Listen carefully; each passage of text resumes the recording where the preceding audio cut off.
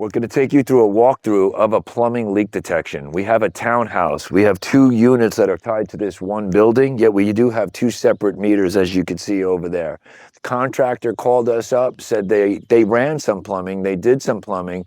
We're going to get through, we're going to show you what we have going on in the house, but we're going to walk you through a complete plumbing leak detection on this job site. One thing that you will notice is we came here early. Why? We came here early to get here before all the work starts, before all the noise starts. You need to control these jobs. We're going to show you how we get it done. So there you could see when we walk up to the house, and so far we have no use that we know of, we are having our meter spin. That's going to show us that there's use, that there's water going through that meter. Now we're going to isolate and shut the unit off from there and see what happens to that dial. Let's go. So now we shut the valve. So now we're shutting the house off to see if the meter stops. Let's take a look. So right now you're getting it of that meter that stopped after we shut that valve. So now it's very important when people shut the house down from the street, they forget to turn it back on. Remember, we need to turn that water back on to get the leak going when we walk the house and we touch every stub out to see what we could actually wind up hearing. So we're going to turn it back on and get going with our leak detection. So we're going to open up the house. Remember, we have to have access to absolutely everything. We look in utility closets. We're looking in all angles of the garage. There could be refrigerators, ice makers. We're going to keep our extended handle and listen to the hot water heater. Reach up high, and we could reach into those areas by using that extension, but we don't do that in the house.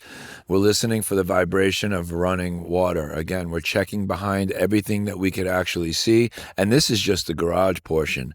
Now we're going to work our way to it. There's another utility closet on the other side. We're seeing things that this house is made up of. There was an irrigation box, so we know we have irrigation.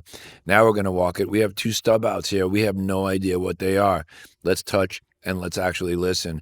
Now we're going to get to the irrigation part, and we're going to see that we have a whole bunch of solenoids, the metal ones. They transfer those sounds. When we touch each one of them, we're going to listen for the sound of running water. If we hear that sound, that's what's going to tell us that we have that valve is open and leaking. So right now, water's running through there to where? We don't know. But that's probably where this leak is or where this use is. So again, we're going to keep walking the property. We're going to walk every angle from the outside. And then what we're going to wind up doing is coming back. We're just looking. Again, when we walk these properties, we could see these backflow preventers. We could see what this property is actually made of, so that when we're walking, we're listening, but we're also looking and keeping our eyes open to what's going on at that specific house or business or whatever it might be. Walking in the proper procedure will keep you on it. It'll keep you from missing anything. So now we're going to put in our short extension handle. Again, we don't want to scratch walls or do anything as we enter the house. And when we do so, we always stay right so that we don't miss anything. We're touching stub outs, washer, dryer. Again, remember, this is a construction site, so it's kind of easy. There's nothing hooked up. We're going to touch shower valves, and we're going to touch anything that's tied to the existing irrigation or anything that's tied to the existing plumbing.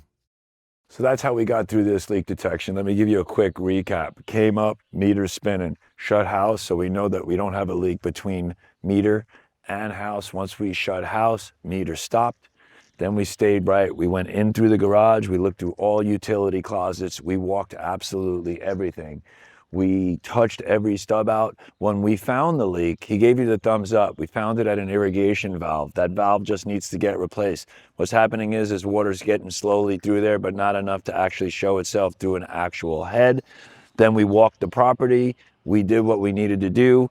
We stayed right. But once we found the leak, we went forward. We still kept going. That's very important when you're actually out there doing these leak detections, that you don't stop at the first leak, that you keep going. You're thorough. You write up the report. We use the LeakTronics app to do so. We're finished with this job. We could move on to estimating the actual repair.